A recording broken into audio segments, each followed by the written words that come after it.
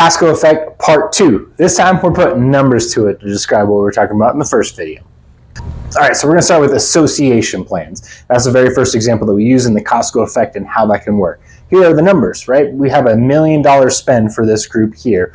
The medical loss ratio says that 80% of your healthcare plan on a fully insured basis needs to be spent on claims, right? That's the underwriting portion of that. So in $1 million spend, roughly $800,000 is allocated towards spend costs in this scenario here. So what's left over? $200,000 for administration costs. Now in an association plan, here's how that works different.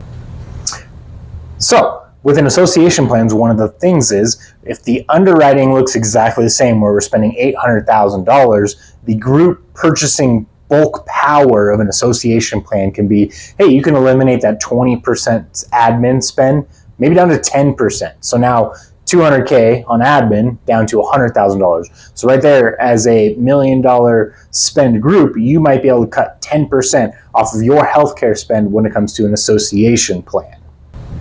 Now with captives, what a captive essentially is you're aggregating a bunch of groups together and you're purchasing stop loss insurance. So this would be more on the side if you are already self-funded. So in our example here, we have 5 different employers that have varying levels of what their loss ratio is, how much money they've paid out and how much stop loss is paid in return here. So we have a few different examples, and the main ones that I really want to highlight are Group 3 and Group 4 with a theoretical 45% loss ratio on their stop loss, and Group 4 having a 110% loss ratio.